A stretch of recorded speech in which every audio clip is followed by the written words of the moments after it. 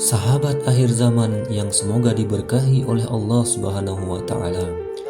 Pada suatu saat nanti, kota Madinah akan ditinggalkan oleh penduduknya. Apa yang menyebabkan orang-orang pergi meninggalkan kota suci ini? Karena bila kita lihat saat ini, kota Madinah sangatlah ramai, baik penduduknya maupun pengunjung yang datang untuk umroh. Lalu, bagaimana kota suci ini bisa ditinggalkan oleh penduduknya? Simak analisa dan penjelasan Ustadz Abu Fatihah berikut ini. Kenapa di akhir zaman nanti Madinah yang tempatnya enak, nyaman, kok penduduknya malah bubar, migrasi, berpindah, mengosongkan kota Madinah? Ada dua jawabannya. Yang pertama, Dajjal waktu itu datang. Dajjal waktu itu ingin masuk ke kota Madinah, ya, dan tidak sedikit di antara para peneliti yang meyakini kemunculan Dajjal sudah sangat dekat. Kenapa? Karena Rasul bersabda, waktu Dajjal memasuki kota Madinah, Dajjal kemudian bertanya kepada anak buahnya, apa itu? Kok ada istana warna putih megah gagah? Maka anak buahnya mengatakan, hadza Masjidu Ahmad. Ini Masjid Nabawi, Masjid Nabi Muhammad. Bapak Ibu sekalian, Masjid Nabawi di zaman Nabi itu bentuknya kayak apa? Hanya pelepah kurma. Ukurannya kecil, tidak sebagaimana sekarang. Ya, artinya siapapun yang melihat Masjid Nabawi hari ini bentuknya seperti istana putih, megah, gagah, besar. Dilihat dari Google itu putih bercahaya.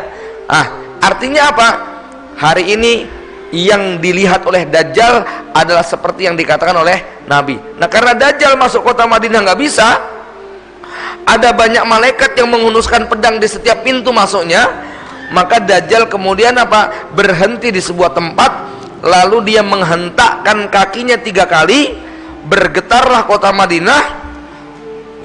Di sana penduduk Madinah yang imannya lemah, yang gampang tergoda dengan bujuk rayu dunia, yang mereka tidak kuat kalau disuruh ibadah terus menerus, maka mereka bergabung dengan Dajjal, menjadi anak buahnya.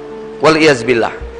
Makanya jamaah yang dirahmati Allah, memang salah satu cara menyelamatkan diri dari fitnah Dajjal, kita berlindung di Mekah dan di Madinah. Kenapa? Karena Dajjal nggak bisa masuk Mekah dan Madinah. Tetapi buat orang yang imannya lemah, buat orang yang fasik, buat orang yang dolim, kota Madinah tidak ada pengaruhnya kalau dia tidak punya benteng di dalam dirinya. Maka yang paling penting bukan kota Madinahnya, yang paling penting kualitas iman kita. Ya, jamaah yang dirahmati Allah Subhanahu Wa Taala. Penyebab yang kedua, kenapa penduduk Madinah itu keluar? Karena setelah itu Nabi Isa alaihissalam turun di mana? Turunnya di Damaskus, di Suriah, di negeri yang hari ini sedang bergejolak. Nabi Isa akan turun di atas langit Menara Putih, yaitu di bagian timur Masjid Jami Umawi. Ya, Masjid Jami Umawi ada 3 menaranya. Salah satunya menara yang dikenal dengan nama Manaratul Baidho, Menara Putih. Ini menara yang paling timur sendiri. Yang unik, menara ini pada abad ke-7 Hijriyah pernah mengalami kehancuran. Lalu menara ini dibangun. Yang membangun siapa? Bukan orang Islam. Yang membangun justru kaum Nasrani pakai biaya mereka. Saya tidak tahu sejarahnya kenapa itu hancur dan kenapa Ibnu Katsir rahimahullah ta'ala mengisahkan yang membangun dan membiayai renovasi Menara Putih itu adalah kaum Nasrani. Ya, tapi disinilah hikmahnya. Menara itu yang membangun kaum Nasrani di akhir zaman dipakai untuk mendarat Nabi Isa alaihissalam. Nabi Isa turun diapit oleh 2 malaikat yang membentangkan sayapnya, ya. Turunnya menjelang sholat subuh. Nah, karena umat Islam tahu Nabi Isa itu sebentar lagi akan turun, penduduk Madinah pun keluar berbondong-bondong mengosongkan kota Madinah, hijrah ke bumi Syam dalam rangka bergabung dengan pasukan Nabi Isa. Kenapa? Karena Rasulullah SAW bersabda, isobatani ahrazahumullahu minan nar, isobatun takzul hinda walladina ma'a Isa ibnu Maryam. Ada dua kelompok yang akan dibebaskan oleh Allah dari api neraka. Yang pertama adalah kelompok yang memerangi bangsa India, yang kedua adalah kelompok yang bergabung dengan Nabi Isa alaihissalam. Jamaah yang iya, ini dia. Dulu Nabi pernah cerita di majelis akan terjadi begini. Ini dia yang diceritakan Nabi. Kama yazkurur rajulu wajhar rajuli idza ghaba anhu summa idza ra'ahu arafahu. Jadi gambaran Hudzaifah, sahabat Nabi yang lupa ketika mendengarkan ceramah Rasulullah, kemudian dia melihat apa yang disampaikan Nabi menjadi kenyataan, lalu kemudian dia mengingatnya. Mirip seperti ada dua laki-laki yang sudah saling kenal lalu berpisah lama nggak ketemu. Ini misalnya saya nanti nggak sengaja 2 tahun lagi ketemu jenengan Pak ya. Pak, kayaknya saya pernah ngeliat di mana Pak ya? Pas lagi ditilang saya ngeliat Bapak gitu ya. Wah, oh iki Pak Ustadz saya ngisi nang Giri Roto. Oh iya gitu ya. Ah itu gitu Pak kira-kira ya. Paham gak? Ya. Jadi sahabat Nabi itu ketika dengarkan ceramah juga ada yang lupa. Ketika mengalami baru teringat. Apa di antara contohnya? Contohnya waktu terjadi perang Siffin, perang Jamal. Perang Jamal itu perang antara pasukan Ali bin Abi Thalib dengan Ibunda Aisyah radhiyallahu anha. Ibunda Aisyah didukung oleh sahabat Nabi yang bernama Tolhah bin Ubaidillah dan Zubair bin Awam.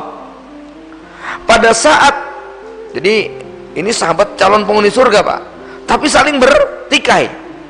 Ali calon penghuni surga, Zubair bin Awam juga dijamin masuk surga. Ternyata Zubair bin Awam menjadi musuhnya Ali di medan Jamal, perang Jamal. Ya.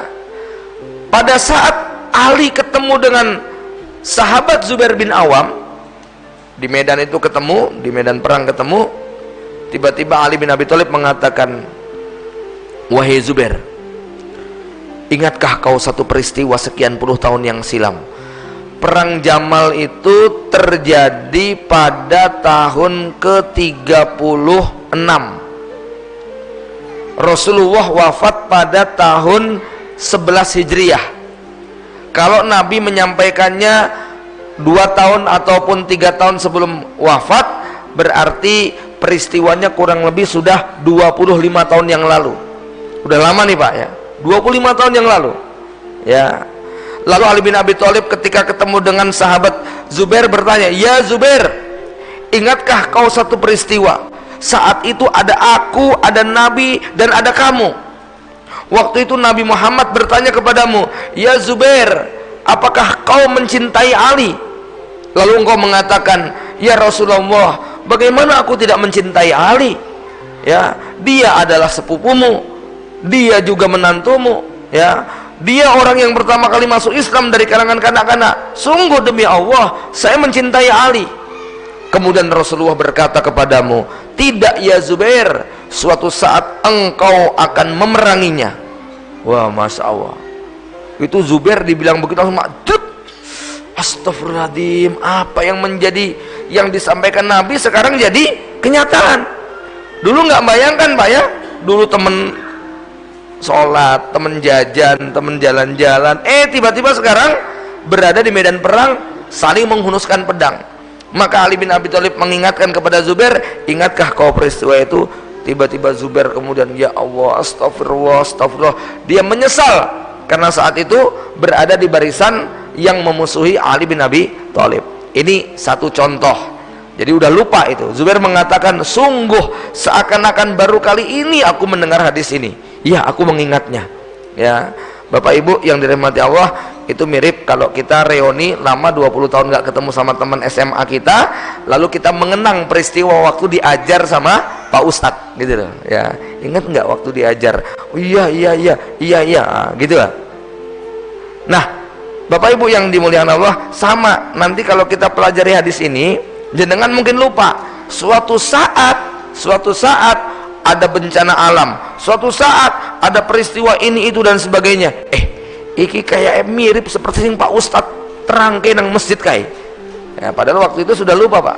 Nah, tapi ketika melihat apa yang dikatakan, apa yang terjadi kok mirip seperti materi pengajian, kita teringat peristiwa ya pengajian tersebut. Itulah gambaran para sahabat.